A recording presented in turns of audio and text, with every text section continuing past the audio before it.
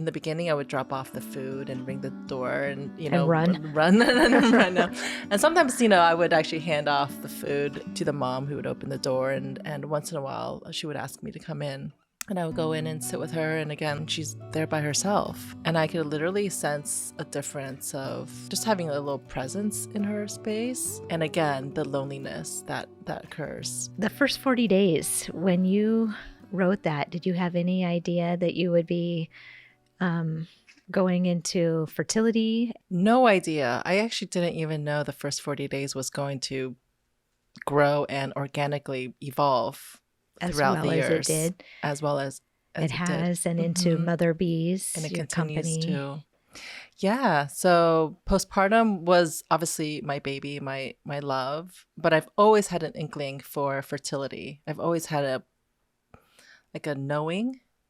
Yeah. And I've always known that fertility was going to happen. The book Awakening Fertility was going to be birthed at some point. Because it was so alive in you.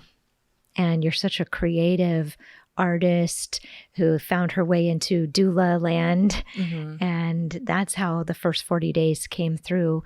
Can you give us a little bit of information about the book and the idea? The first 40 days came about after my third birth, right? So my first birth, I had care from my aunt, who, as you know, they're all acupuncturists, right? 2 aunts and an uncle, all acupuncturists. I come from a line of family members who are healers and herbalists. And I've always known about postpartum care, right? 坐月子. So my first birth, my aunt came down and took care of us and really cooked and nurtured. And she did everything that I had always learned about as a child. And the second birth came around. And I thought, you know what? I could just do this on my own. And I went right into I'm going to be my own postpartum doula. I'm going to be everything on my own because I did it the first time and I could just wing it. And I went right to work pretty much the second day after I gave birth at home. Yeah. I just went from my bedroom over to the garage to start working again. That's where our home office was. So I just strapped the baby on and went straight to work. And by the time we had our third baby, that's when things start to crumble. Physically, and also I got sick. I got bad sinus infection, and then the birth came, and then I had postpartum depression. So I can tell because I had 3 babies within 5 years, right? That's a lot, right? Because we want at least 2 to 3 years between babies. It didn't give your body much time to recover. Not at all. Not at all. After my third birth, I just knew something was missing here in society. Obviously here in Los Angeles and in America, because in other cultures, we just know that this is the way of life. Yeah. And if you had missed it and you knew and grew up watching it, then you knew everybody else was missing it. Absolutely. Absolutely. I know it so well. I know the cuisine. I know what to do. I knew everything, but it's one of those things. The standard American diet, sad. Right? Yes. Yeah. Yes. So there was this opportunity for you to educate and inform, and you went for it, thankfully. I did. I knocked on my co-author's door a few times. I said, let's write a book about postpartum. And she just said, no, it's not trendy. It's not sexy enough. And it wasn't anything anybody knew about over here. No, that's true. Because the word postpartum is not, again, it's not a Juicy. Fun word. Right. I really questioned having that word postpartum on the cover. And then everybody associates postpartum to postpartum depression. Right. There's still an unclear path of what the two are.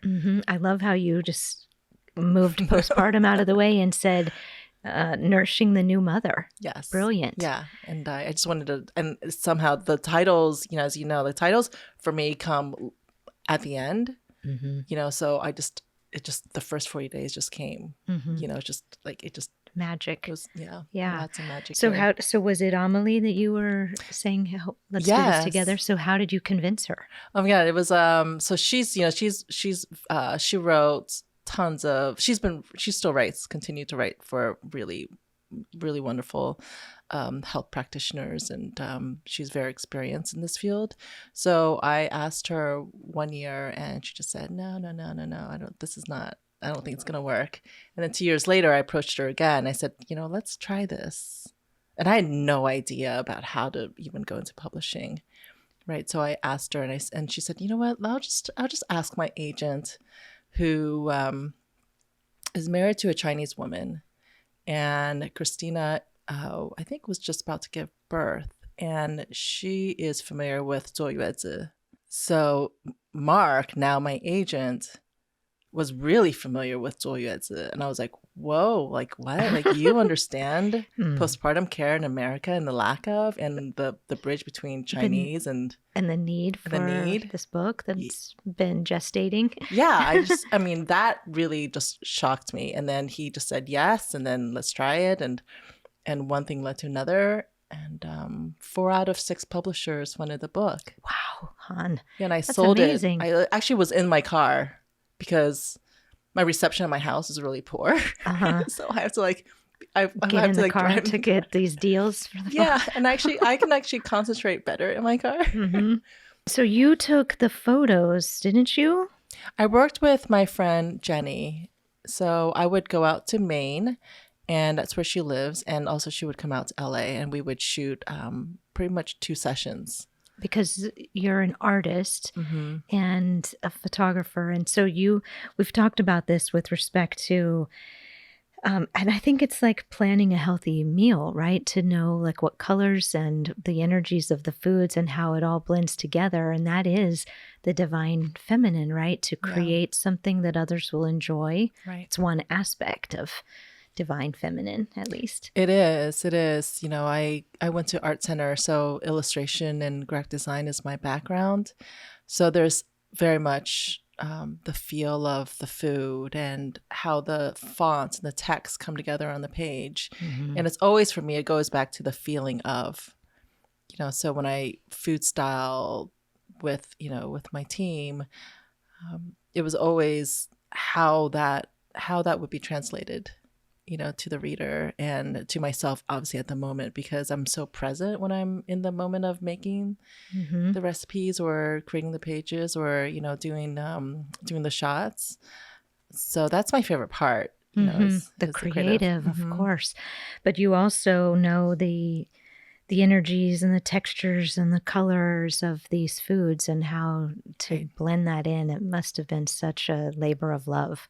It is, but strangely enough, it's all intuitive for me, right? Because I have, let's say when we're shooting, I collect all the ingredients and then I would sort of like pick and choose and then put colors and textures and put everything together on the spot. Right. But I don't have a real rhyme or reason, or I don't get technical, right? So it's all about the feel of, and again, how it's going to look on screen and how it's going to affect the reader. Right.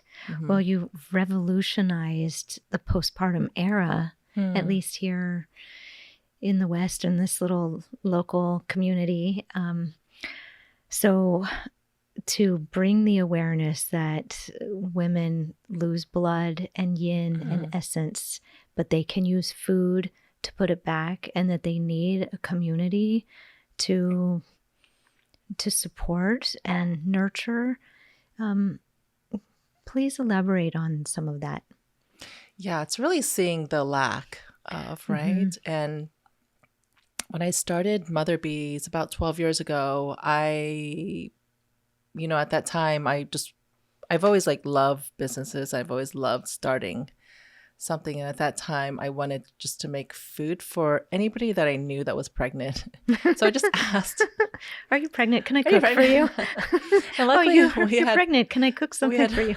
I had one friend at school, at my kid's school, that was pregnant, who was about to give birth. And I just asked her, I said, can I just make you some soup and broth after you give birth? I need to make you some chicken bone soup. And of course, when you ask that, no one's going to say no. And so I made the food and went to her home and presented it to her and served her and really just heated up the food for her.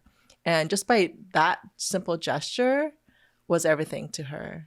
And I could literally feel everything relax. And she would sit in her kitchen and she would just reflect. And again, that's that very small window that I saw.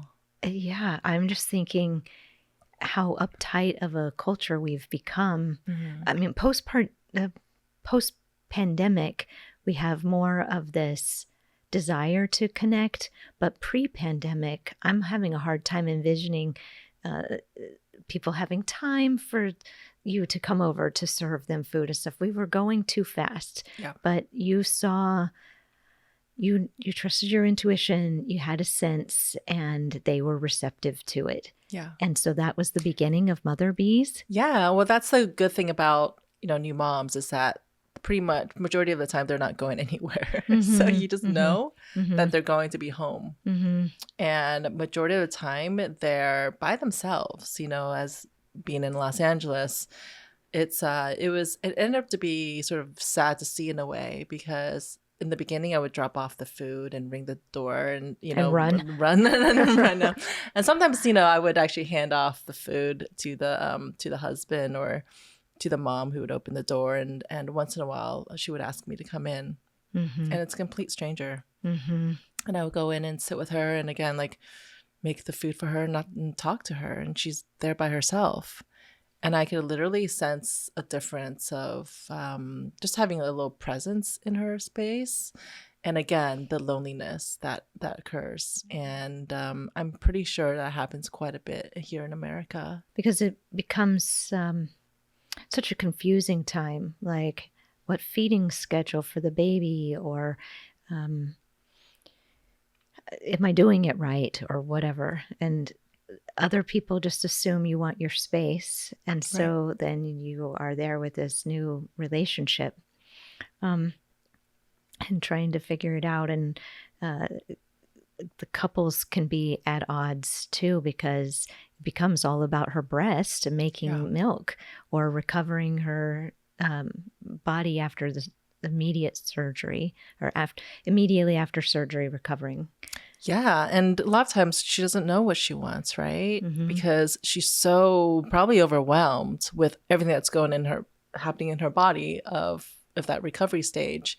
And it's not just one little thing, it's everything added on top of the mysterious hormones. And again, the challenge of breastfeeding. And then how to even put it into words about what you actually need at that time. So your partner, your husband is just like, hands up in the air, having no idea. You know what really saved me, and I've never talked to you about this, but with my first pregnancy, I had my placenta prepared. Do you encourage your new moms? I do. You do? I do. I do too. I do. I didn't have mine. I guess at that time, I wasn't that aware. I just had it in my freezer, and I just sort of I ended up tossing it, and I'm so sad I did. Yeah, my first one was prepared. With Jack, it was tossed. It was an emergency C after a VBAC attempt, and it got chaotic, and so nobody remembered to ask for that or put it aside for me. But in the first pregnancy, having that during the postpartum time, it was very calming. It stopped tears in their tracks. It made me feel stronger. Really? It really was something. So that would be my first 40 days, was using those little capsules. Yeah. I didn't prepare it myself, but... you didn't, you're right. Actually, there's a placenta smoothie in the first 40 days. Yes, the recipe. Right. So it's all about taking a little piece out and freezing it and putting it into smoothies with blueberry. Yeah, because it's so concentrated in the nutrients and the good vibes. It's all energy. Oh, it's so energetic. And I think I did recently see a placenta presentation, and I saw it, and I'm like, my God, there's so much glowing from that piece of meat. Yeah. And it just felt like I wanted to bite into it. It was kind of crazy. Yeah, well, especially here we are at this time of life and looking for things that will replenish the essence. Yeah. Yeah. But it's just such a fascinating time. And though I would love to talk to you about it more, this is baby makers. So we are getting them to that, which means that we need to awaken their fertility. Yes. Right? So after you did first 40 days, what was the motivation, or how long was it before you started having the stirrings? Yes. So I think it was about 2 to 3 years after the book came out in 2016, the first one. My my editor came to us and said, would you like to do another one? And I just had to do one on fertility. Again, it's it goes deep. One of my aunt specializes, well, she now is retired, but she did specialize in acupuncture and fertility, and she was very popular up in Oakland, right? So I was always intrigued by her work. You were working in her clinic, weren't you? No, I was just a kid, and I would go up and down my two aunts, my uncle had 3 different offices in one building. Oh, wow. So as a kid, and I lived in LA or Maryland, I would go and visit them in Oakland. And every time I would do that, I would just love going into this old building. It's all crickety and, it's just nothing's changed. They don't move anything. Everything stays the same for 30 years, right? So all the objects and motifs, everything stays the same in their office. But I've always loved it because I would go up and down the stairs and visit each doctor and listen to them and listen and hear the crinkling of the tables, of the paper on the tables, and always hear the patients saying ouch or ooh or something. Yeah. And I know they're not, and I know their needlework is a little bit harder than normal. Yeah. Or sometimes hearing them cry when they're explaining what's happening or not happening. Oh, it's a lot of different lot of emotions. But I actually really surprised because my aunt's Chinese English is not great, but I've always been impressed on how she was able to communicate, through her needles and through her knowing. Mm-hmm. She didn't need to know the details, right? Even though she wanted to know some of the lab results and wanted to know some dates and things like that. Well, it's intuitive, right? And in Chinese medicine, we can read a face or feel a pulse or look at a tongue or palpate an abdomen, look at an ear. Oh, I love it. You can get so much information from what's presenting to us and their body language and their demeanor and how they carry themselves. And if you get a little bit of information on what they're eating, then you can know so much and you can help them so much. Yeah. And my aunt would also have jars of urine sitting on her windowsill. What are you talking about? I don't remember that part. It's always a thing. Whenever you visit her office, she would always have 4 to 5 just jars. To see how dark the yellow? Yeah, or how murky or the color or the texture. And it's everybody's, anybody goes. Oh, right. And she's just and it's just sitting there. And so she sees it and keeps it? I guess she keeps it. Not that she keeps it forever. I think she just keeps it for a certain amount of time. I never asked, but it was just the thing that I've always remembered. As a kid, that must have, as a kid, that would be pretty memorable. I always remember. It's I guess this is what you do.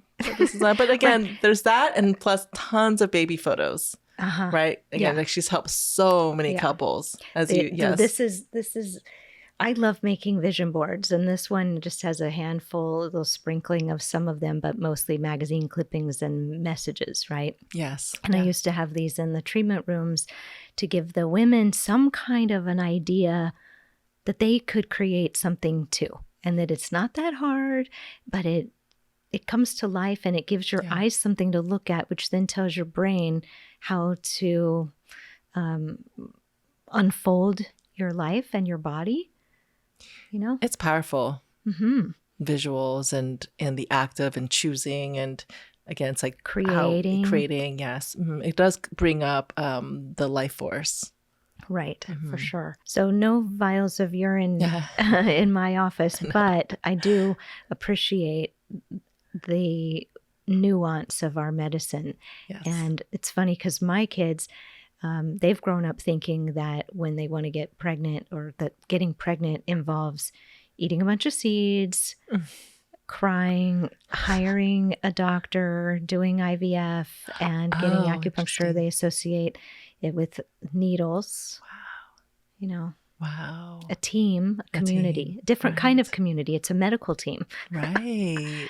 Yeah. So this is the new culture. It is. No, I always love hearing your story. Mm-hmm. Yeah, my story is pretty interesting. It's kind of unfolding a little bit here and there. Mm-hmm.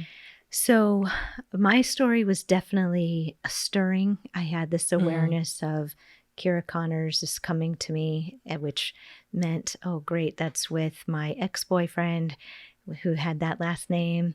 And I felt like that was my destiny. And that voice wouldn't go away. That message didn't stop. And definitely it was louder than a whisper. Yeah. But when I got your book, I was interviewed for your book as one of the wise ones, but I love the premise of the stirrings and the whispers and the dreams and paying attention to that. Yeah. And I know you as a Pisces, of course, you're very intuitive and into that, but I loved that you gave the reader permission to open up that part of her brain to think that way. Oh, it's I think it's the key. I think it's the dream state that gives just your brain and your body more than what you think you know. So it just opens up a gateway of all the possibilities. Yeah. Let's talk about Awakening Fertility, the essential art of preparing for pregnancy. So preconception care. The doulas always were talking about it like that. What made you choose these specific wise ones? I never, as you know, like I don't really go with just the traditional and the norm or any sort of rule book, right? Because I just, I sort of like see it and I kind of put it aside. And then I go with what really feels right in how to put a lot of the pieces together. And also I have a great trust in Emily and Marissa, my co-authors. So the three of us work really well together. We are still fantastic friends. And, Marissa and I are continuing working together and creating more projects with Mother Bee. So we just know the synergy. And that's a synergy. That is like when you meet people, you just have the expansive knowing. You don't know what that looks like. Or where it's going to lead. Yeah, there's no details besides knowing there's a lot more of. And I think that's the feeling of fertility, where when you meet somebody, you're just like, whoa, I think there's something here. Or not think, I feel that there's something here that's more than myself. Yeah. And more than this person. Yeah. So you thought, okay, how did you find the wise ones that you aligned with for the book? Yeah, we were all just searching on our own, in our own ways. And again, we would come in and check in, and again, Emily would go and interview, and be like, and say like, I have this amazing Ayurvedic doctor, or I have like, historians or teachers or people. Somehow, again, people sort of started to come to us now. Now this is the second book. And by this book, we had a lot more options and choices. And I remember with meeting you, I just felt like you just were not you just weren't the linear traditional That's for method. Sure. Right, I know. And with that, I'm always intrigued. Then we were aligned. Yeah, right? We're so aligned, and I'm always intrigued. And I'm like, whoa, you're like this blonde-haired, blonde-haired Asian. You're kind of Asian underneath, but you're kind of not. I know. I actually have a little bit of Asian DNA. Oh, you do? Uh-huh. Oh, okay. Yeah, but that's that whole Tibetan previous lifetime thing. For another episode. Yeah. Well, it was, as I had this psychic download, it was in 1953. So it's not lingering that long. It was my most recent lifetime for those who are listening that believe in any of that. But it is in my DNA, something Asian. Oh, I bet.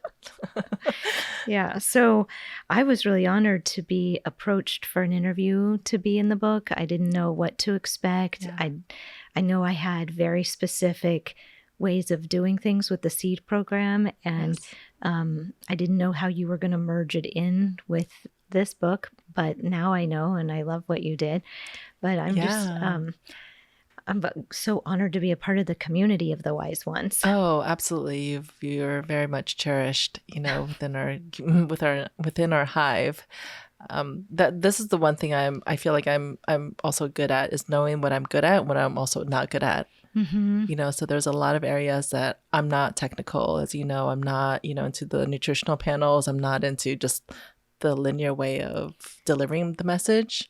So I'm a lot more, again, like I open the doors to whoever is. So I allow that to happen, and I welcome. the voices like yourself to come in, and then we can all create something bigger for more people. So the wise ones are like Ayurvedic, another acupuncturist, and spiritual psychotherapist. Yoga instructor, holistic nutritionist, so many different modalities, right? Because as you know, it's not just one method. Right. If you need that assistance, like, if you need the extra care. Well, and if you're going to be awakening your fertility, right, which we should talk about that concept in a second, but if you're going to be a facilitator to help somebody awaken their fertility, that's going to look very different for everybody. So to present them with, it's a Ayurveda thing, or make sure that you're stretching and breathing like yoga, and being aware of the cyclical nature of our cycles. So bringing awareness and education and insight, it does kind of introduce them. It's not like, okay, if you're signing up to do IVF, is this the right book for them? Maybe, maybe not, but it's more like for those that are thinking about or something. What would you say? How do you think about this book for which audience? Yeah, I actually think, because I'm really into the prepping phase, right? And I feel like that prepping can actually start when you pretty much get your period. Right. That early on. And as we know in the Chinese culture, a lot of young women, right, in pubescence, they start to really become conscious about that care, because it's the knowing that someday this could happen, or most likely will happen. Yeah, and it's very obvious something has changed in my body. Yeah. Right? Right. So if you take the care to monitor yourself, or know that, there's certain aspects, if you're a little bit off, then you go get the herbs, or you go get the needlework, right? So you keep yourself on point. And this is decades before conceiving. I'm needling Kira, and I have for several years. Great. And it's interesting because the last guest was endometriosis surgeon Larry Orbuck, who did my third laparoscopy in 2022. Yeah, and Kira, she's my daughter, so she should have endometriosis and severe period pain. If we talk about it from the genetic, it's handed down from the mother to the daughter. She doesn't have like a superior diet, but for her first 10 years, I controlled it so much with greens and foods that would help with estrogen dominance. And she was introduced to herbs. She really didn't take any antibiotics. She still likes bitter herbs and Chinese medicine. And she asks me sometimes when I come home from work and I'm so tired, hey, Mom, will you give me some acupuncture? I'm like, oh, I love that. Yeah, it's great that she feels that it's something that can knock her back into balance. Oh, I love it. So she does not have period pain. Yeah.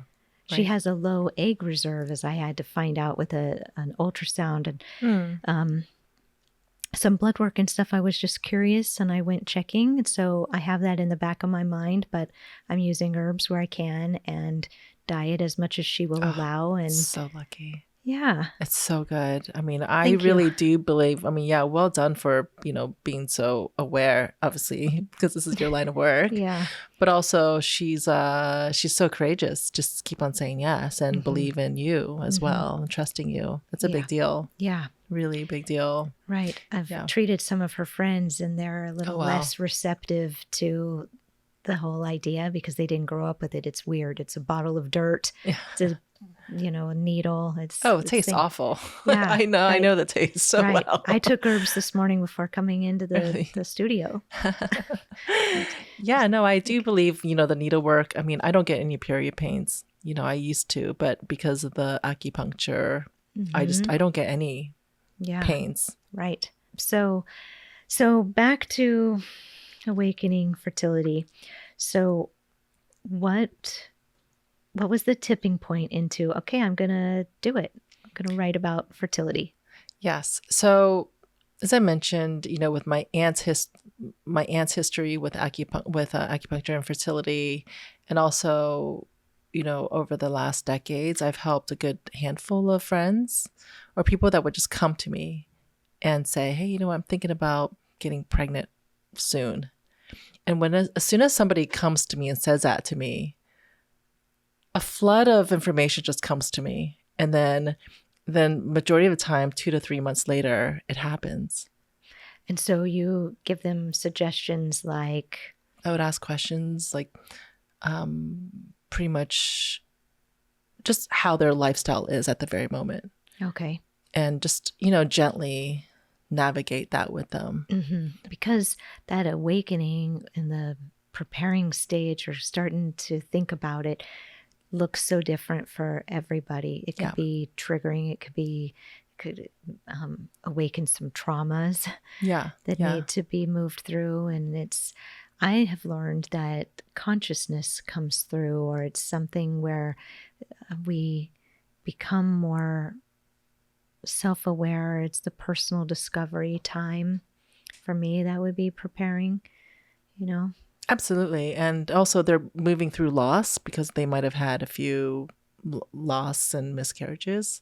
Or lost relationships. Things didn't work out the way they thought that it would. Something like that. Yeah. So it's a very powerful time when the whispers start to, build to a full-on yes. Mm-hmm. I call it restoring their fertile confidence. So whispers are kind of at the beginning, but then if those whispers don't turn into a positive pregnancy test, then their fertile confidence starts to wane. That is true. And then I come in to help bring it back and give them different things that, the spirit of a mother and stuff. So as I opened the book, I opened to the felt sense of motherhood. Mm-hmm, mm-hmm. It's one of these terms. It is. So as the whispers, since that's kind of in the beginning, the whispers lead to. Yeah. And I believe that this whisper can happen, as you're a child, as a child, it can come to you much earlier in life, but you might not recognize it. Uh-huh. Yeah, Kira has already had the whisper she's going to have 2 twin boys, and really? They're mixed race. No way. That's what she said. Yeah. Who knows? And also it's a knowing of nurturing, right? Like nurturing, you just know you want to nurture another human being. Right. Or pets. Mm-hmm. Yeah, this does show up with girls with dolls and things. Yeah. So like that, the care for animals. Right. It's another way it shows up. Yes. Yeah. And then what we like to do is turn it inwards, right? So she starts to nurture herself earlier on in life and start to look at, again, the cycle and, just her body reaction to her monthly cycle. And I think this is why we're gifted with the monthly cycle, because we get to look at ourselves every single month in this way. And and it can get pretty intense. Right. Or it can go away. A lot of girls right now, they're not even having periods. Gosh. It's that's a tricky thing. That's where herbs and nurturing really need to be brought in instead of sending them to the MD for a birth control pill to mechanically trigger the period. How about looking at the root? What's wrong? What's not in the diet that your body needs to be able to successfully ovulate? Yeah. Or what's the source of stress that's causing the hypothalamus to halt ovulation? These are the things. It's where we are right now as a society. Goodness. Looking at the phones, putting too much light into their eyes, scrolling constantly. The images that they're seeing is another thing that could be so overstimulating for them. Yeah, it's more to disconnect, right? Yeah. More to disconnect from yourself and more to disconnect to your womb. I think just a general sense of knowing that we have a womb space and ovaries and, fallopian tubes. I mean, early on in life, like in the 4th or 5th grade, I've always drawn images, weirdly. I've always loved that reproductive. Yeah, we had that in common. I think, yeah, when I was 10 and 11 years old, I was obsessed. I had bathroom vanity full of Stay Free mini pads. I asked my mom to buy, like, as if I was going to be bleeding that much, that heavily, that early on. It was just something obsessive about it. And I didn't get a period until 3 years later, after I had thrown all of it in the trash and figured that God forgot to give me a uterus. Oh. I had to detach from it. I had to surrender it and just think, okay, I guess that's for other people. Oh, wow. I'm not going to get a period because it's just not coming, not coming, not coming. And that has been a theme for me in life with respect to relationships, and hair fertility was a thing. All of my friends were pregnant first, and I just figured there wasn't any chance for me to get pregnant. Wow. Like, it's a theme, and that those themes, looking for those themes, are themes that I find in the patients that I present to them for them to think through so that they can start processing. Wow. So are you sort of like unconsciously attracting these patients that are... Who's interviewing who here? Well, it must not be that unconscious or subconscious because I'm aware of it. But you know how we find and heal these things are in safe conversations, right? Or some time to think it through. But yeah, there's these themes need to be presented, to be honored, and then released. Oh, it's so good. It's so good. I really also believe in the divine timing, right? The right people, the right partner, the right everything. And when that happens, it could flow really well too. Right. But the preparation too, I really think that the things worth having are the things that we've prepared for. And then the divine timing, and then just have so much more from it. And I think that with like the Chinese culinary, you know, we always talk about the, you know, feeding the body, right? Feeding the energy, feeding the vitality. And it comes to the point of like, you know, because knowing that there's loss every month, the period, and also knowing that you're going to conceive one day, you're always building your reserves. Or preventing too much of a loss of the essence, right? Right. So that's the preparation that I was really excited about to put into this book. You know, it's just knowing that, again, like I don't know, like it just feels bad when someone says like, oh, I want to get pregnant soon, but then they have like give themselves like 3 months or so to prepare. Yeah. Right. I feel like there's a lot of missing time that you could be building more of. Right. This culture is about career first, right? That's the egg freezing. Is the thing that we talked about earlier today with another guest.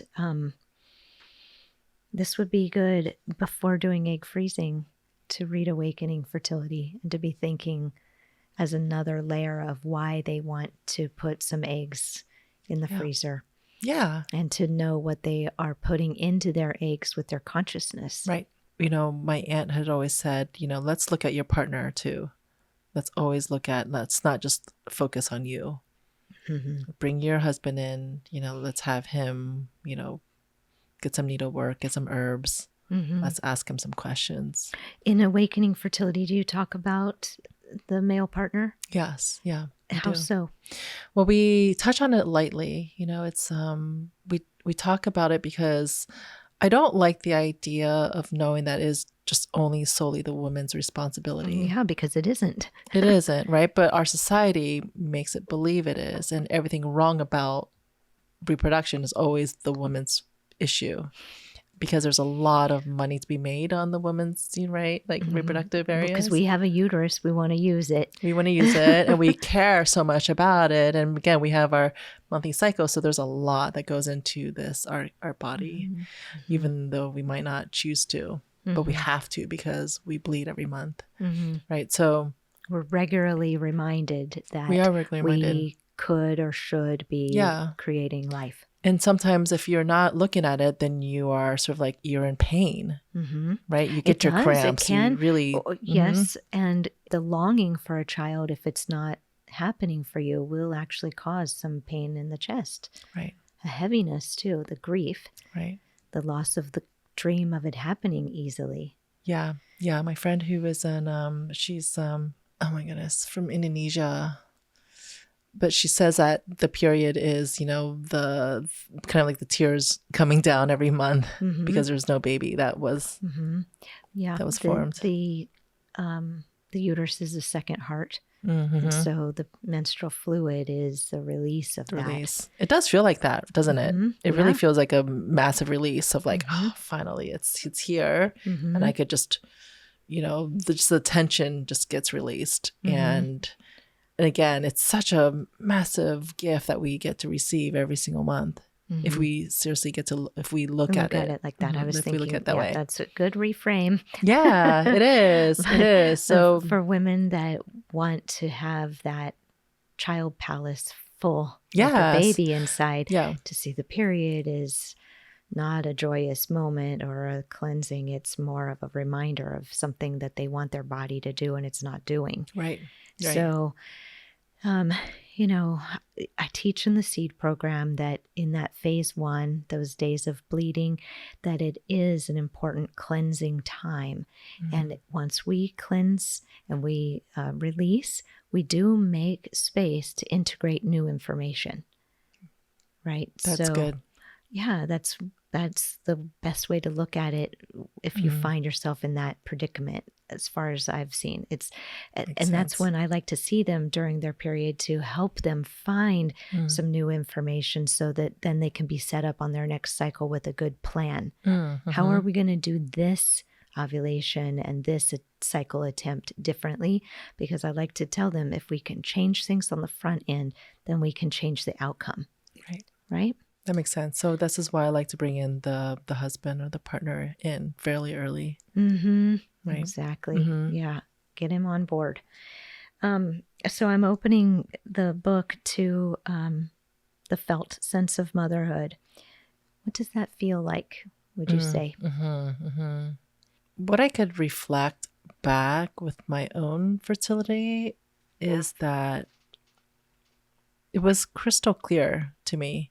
There's no doubt, even though the words and the sentence of the commitment of the words, like, I want to make a baby with you. I didn't say it like that, but I just knew that this person who I ended up marrying, I ended up having 3 babies with. And it came to us so easily that I think that was our purpose, right? So it was a very small amount of time that we were together, but yet we made 3 amazing humans on the dot, like no question, effortlessly.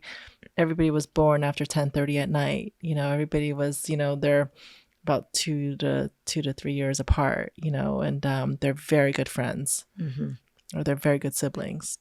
And so I think by seeing that and knowing that, I just really believe in that because I've always followed that insight within myself. Yeah, I ask my patients if it's on the intake form when they're coming in as a new patient, can you see yourself becoming a mother? And 99% of the time they say yes. And I'm relieved.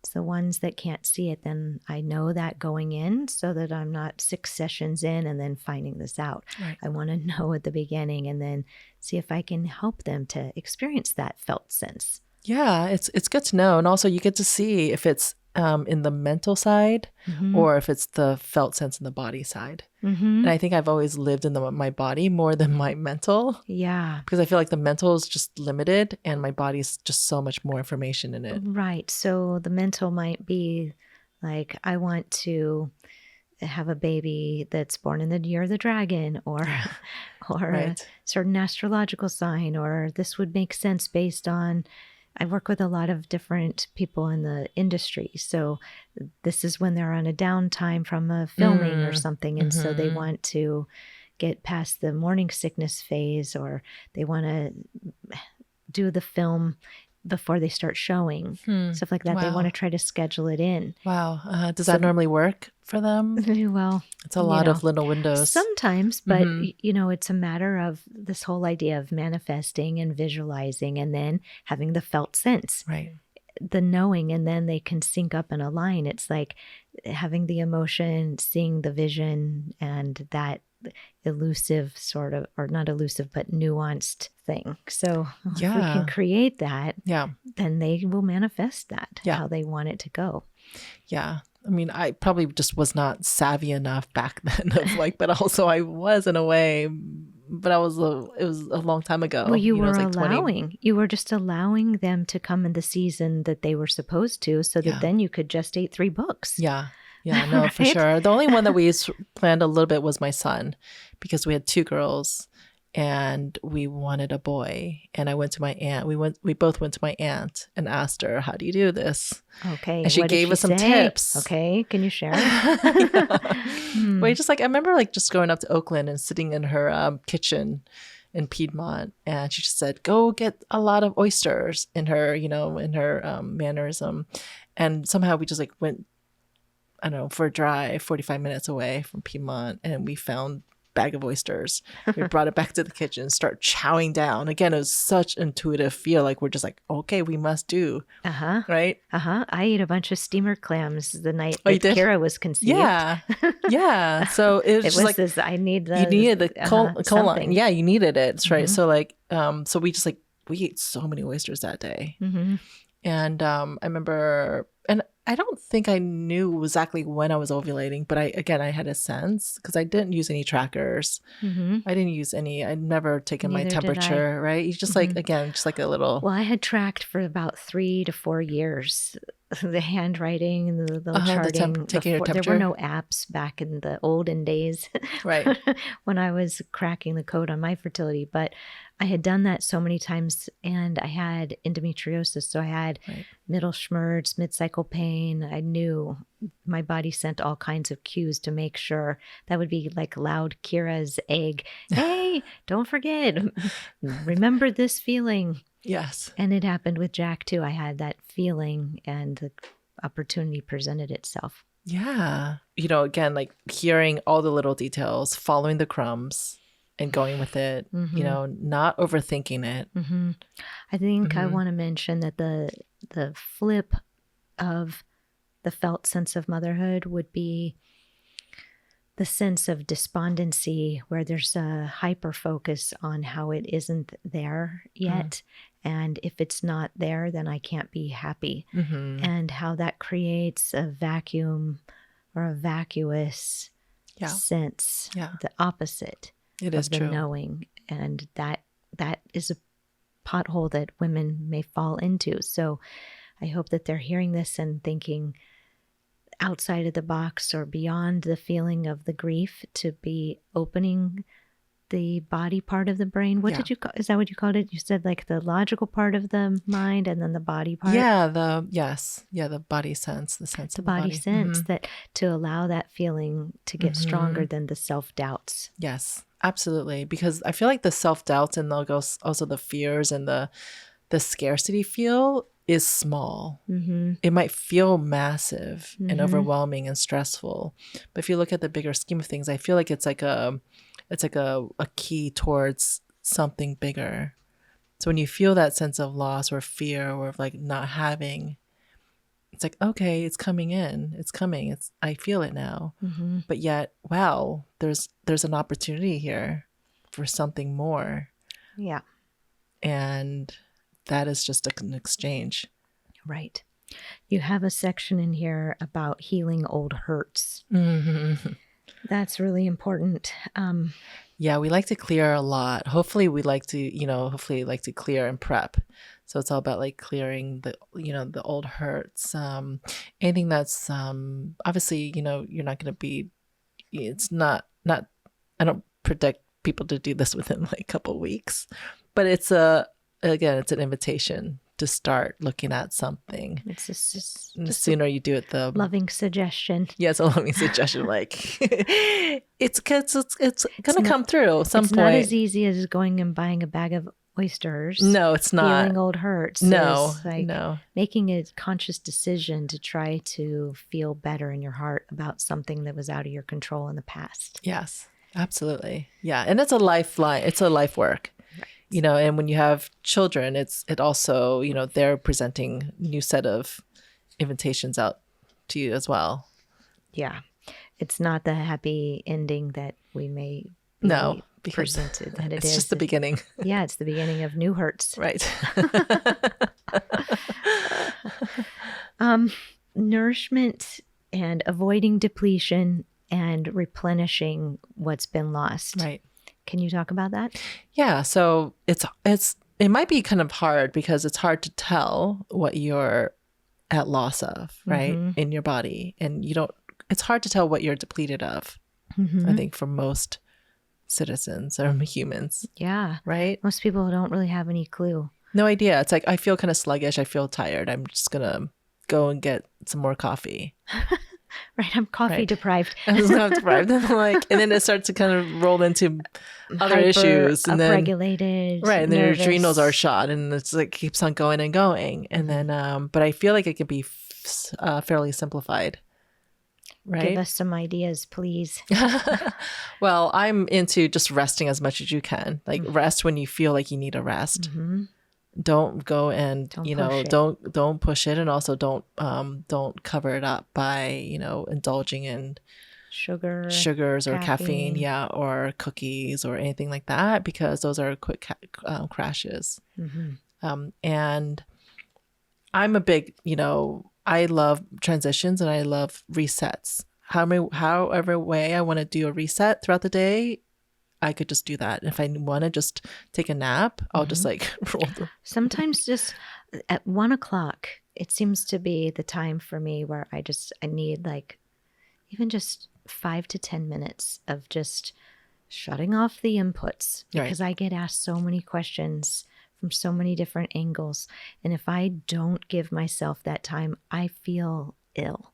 Yeah, right. But if I give myself that, then I'm refreshed and I can make it through, pick up the kids, see a few more afternoon patients and different, it just affords me so much. It really doesn't take a whole lot to put a little bit back in the tank. We moms and women can do a lot with a little. Yeah, no, it's true. I love what you said in the book where you made the idea of keeping the healthy foods as the staples in the home, so that it's so much easier to whip something up that's healthy if it's already there. Yeah. I talk about that a lot in terms of being a parent or a mom or just, person with a fridge. Or somebody who wants to start preparing her body for pregnancy. So name a couple good staples that we should have. Yeah. So I love the healthy fats. And I also, of course, believe that whoever's buying the groceries is the controller, obviously, of your own diet, which makes total sense. So if you're at the grocery store putting, random things that you just know you just don't really need to have, I would sort of think about that again. Right. I think it's always about the 9, if you rate from 1 to 10, you always go for the 9 and the 10s. In what respect? Healthy? We all know what healthy is. Yeah. We all know. And we also know what I'll just take this because I might need it one day because I'm going to deserve a cookie. Or, it goes back to the childhood stage of you get a cookie because you did something great. Yeah. So it's emotional eating too. Right. Yes. So then you start to eating and tired eating. Right. So those are the items that are not going to help, but they might help you sort of in the moment of. So again, whatever you bring into your front door is what you're going to be going to when you're emotionally down or feeling tired. Yeah. So I'm thinking of some of your Instagram posts, right? Your reels. And it's the pot and there's something boiling and then you make it seem so easy. Yeah. And I guess that's partially because you have all the staples on hand, but it's also that's just second nature to you. Yeah. All the cooking that you've done for so many, and what blends well together and how long it takes. What's some advice for people that don't really like to cook? Yeah, that's a good question. I mean, I didn't like to cook until I got into college. I didn't have a strange time to start learning. Oh my gosh. Right? I didn't have an inkling. I didn't have a feel for food until I literally felt like I tell this story quite a bit, is that my grandmother passed a couple years before I started college, but I literally felt like she came into me and just said, you must need to cook. Like, you have to learn how to cook. And I just, all of a sudden, I woke up to the senses of food. Because like a minute right before that happened, I didn't care. No, you were a high school teenage girl. Yeah. And I was like immigrant Chinese who grew up in Ohio. So that there was a lot of disconnect there. Yeah, right. So I wanted to be American, but I was not, because I was like fully Chinese. So I left a lot of the cooking and the food to my family, and I just didn't have a relationship to it again until I got into college. And then I start to like sense it and feel it and know it, and just everything came together really nicely. And it is true. It does feel like it's effortless. I feel like I can go into anybody's fridge and make something really beautiful. And I'm always in a place of non-judgment of, like, this is what it is, and let's work with what you have. And you can always make something beautiful and healthy, from anybody's fridge. Yeah. Wow. But then once I know that, then I can maybe bring in my bring some magic more sauce. Yeah, right. I mean, your reels are incredible with the Jujubes.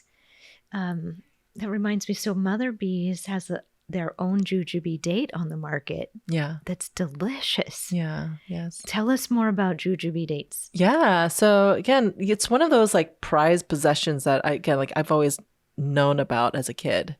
As I was a Jujube, one aunt would always have a Jujube plant, and my grandmother would always like peel it and put it into her broths, and with goji berries, a little bit of that, and always talk to the food and say, this is for my eyes, this is for my, organs. Or she would always and I would always remember that, knowing of like, wow, she just put an ingredient in, she's talking to her own self of what she wants healed. That's amazing. And again, it's so simple, but yet that's what I understood to what the healing properties of food is. And then I start looking into Jujubes and just the history of. Like? Well, the prized possession of like the Jujube is like the fruit that you would drink or eat after you give birth. So it's like associated to postpartum or rejuvenating any sort of like blood loss or circulation, or it's got great vitamin C and it helps with immune, and it's like the go-to, like kind of like pork trotters, right? You're supposed to eat that after you give birth. What is it? Pork feet. Oh, like pickled pork feet. Oh, with okay. like I'm being too American. Lots of ginger and brown sugar. So it's really gelatinous. It's so good. So nourishing. And it's supposed to help with breast milk. So as soon as a mom would give birth, a lot of Chinese homes would make the pickled feet stew. Wow. Yeah, it's so good. Wow. And then that plus the Jujube is always part of the ingredient list of what you would make. I bet if you made it, I would love it. But if I tried to make it, I would just get too freaked out. Yeah. I was actually surprised. Honest. Yeah, no, thanks for your honesty. I think I was actually surprised. There was actually a lot more people that made that recipe because that recipe is in the first 40 days. And I was surprised that there's a lot of people that actually made it and wrote you to say how much they benefited from it. Yeah. Because when you eat pork and when you eat the fats, like you actually feel the warmth from your cheeks. So when you know that, when you feel that, you feel like you just know like, things are working within your body. You just know circulation is just getting stirred up. And that, again, helps with breast milk. It helps with the flow. Yeah. Yeah, I think there's something about pork fat that's good for the adrenals.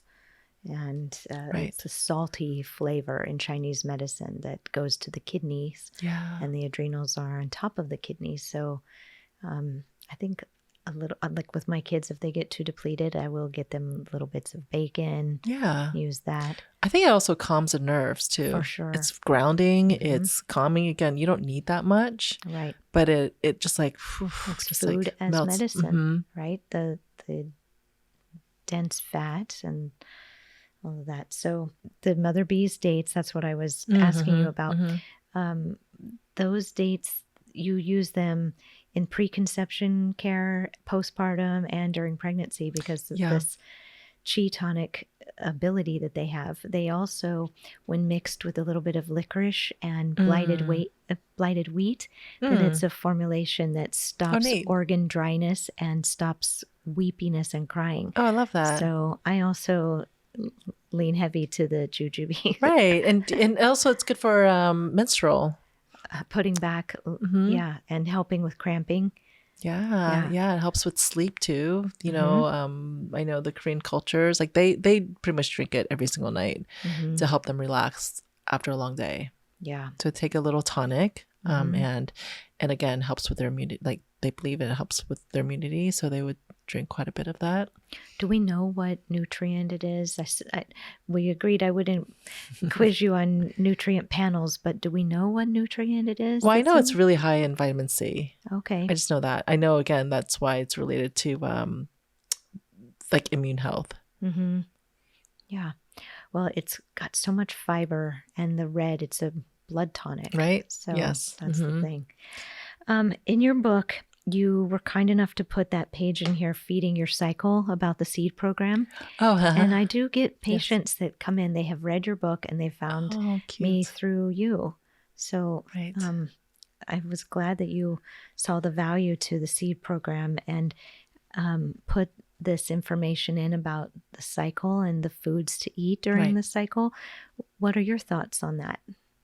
I think it's everything, right? I think it's like, if we don't use an example of how and what we're feeding our cycle, then, you know, again, the ramp of like, all of a sudden I want to conceive, it's just going to be asking a lot of the body. It's asking a lot. It is. It's kind of like, you're just kind of like, you know, wringing the water out of this dry well. And again, I love to do it like decades before, and you're building and you're, you know, rejuvenating and you're, you know, you're losing every month, but yet you're in a better state because we obviously love the reserves and, you know, and building your chi and your energy force. Well, and if you're using food at the right points of the cycle that can support the hormones, then it's less of a draw from your essence and your absolutely body. It just, it's like, oh, it's coming, it's financed through the food. Yeah. And I think it's might be a little bit more taxing on, you know, women that might be on a vegan diet or just like a pure plant-based diet. I do think that there are important nutrients missing for egg quality. And there was a patient Dr. Beck and I worked with who had been too stringent with her diet, and she just became very frail, and she was older, and she did IVF, and her eggs did disintegrate in the petri dish. And so we had to take 6 months to really fortify her body with different nutrients and different foods, animal foods, herbs, protein powders, all kinds of different things. And we were able to recover. And we're not saying that everybody who's vegan or vegetarian is going to have to hang it up and won't be able to have any kids. Right. But everybody is different, and they can get depleted. So and it depends on everybody's constitution, right? Family history. There's so much to be considered. And as we know, there's a lot of vegans who do get pregnant without a problem. So of course. There's so many different parts to look at. Right. We're mostly talking if you're having a problem. Right. Then it might be important to put some food in as fertile medicine. Yeah. Some animal food. Stress as the enemy. And stress, the mysterious stress. I know, stress that like snowballs into. Right. So it's like piggybacking on this idea, you can be vegan and maybe not have such a stressful life, but if you depend on your adrenal glands and have a stressful job, then you've got to fortify yourself with nutrient-dense food. Yeah. I mean, this is my big question, I guess. It's like, you know, because we are so inundated with all this information and we know a lot of this, like, let's say, like, we know, like, eat your broccoli, eat your, you know, greens, and yet some don't. Most don't. Most of us don't want to put the extra energy into cooking. Right. Even though, you know, it's going to be great. It actually will give you back energy. Mm-hmm, You know, like instead of drawing on credit cards, you start to have a little extra. Right. Going in for credit cards and for loans. Yeah. Doing less of. The more we take care, the more we put in, the more effortless it can be. Yeah. Right? Isn't that really what it's all about? I think so. Yeah, because there's so much more to come. Mm-hmm. Right. So the less that you're putting a big, tight hold around something at this phase of life, then you're letting a lot of it go to what the possibilities are. And sometimes the timing just is not right. And sometimes it's not in the cards. Sometimes it's not in the cards. You hear the whisperings, but then how did you address that? Did you address that in the book? Yes. Yeah. I love my fertility journey so much. And I love my births and my pregnancies because I felt like as a child, I've always known that it was going to happen. Mm-hmm. And so, again, I always had a alignment to it. Mm-hmm. And again, looking back, it's like, wow, my story was easy. Your story is a different story because that's obviously led you to the work that you're in. Right. Right. Mm-hmm. But yet I also want to celebrate the story that I came with as well, not feel bad and guilty because it was so easy. Right. Mm-hmm. Exactly. And that's the angle that's why our work is so complementary and why we understand each other so well, because at the core, there was the felt sense of motherhood. Right. That is the alignment. Mm-hmm. Mm-hmm. It is true. And we use different paths to get there. Absolutely.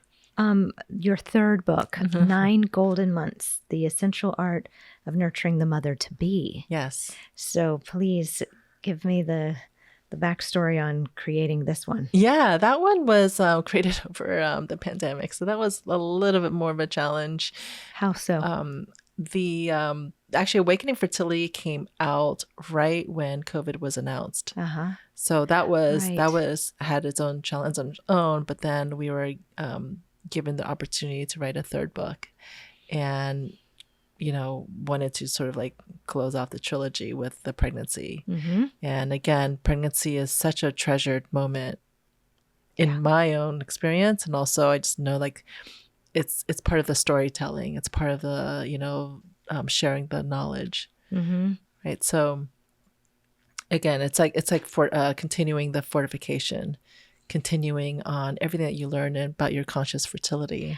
And depending on how you flow through your preconception can inform how your pregnancy goes, and how you eat and care for your body and flow through pregnancy will inform your first 40 days and your postpartum and your mothering experience. Yeah, it does. It does. It's like when people ask me the question, like, when do you start? I always go like, postpartum, but postpartum is like, it's at the end.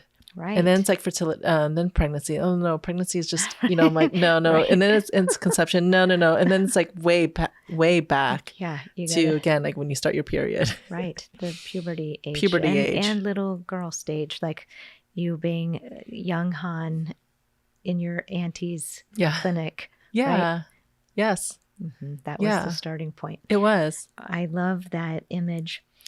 As we wrap up, what would you want the listeners to take away? Yeah, I really believe that everybody has their own unique story, and to trust their own path.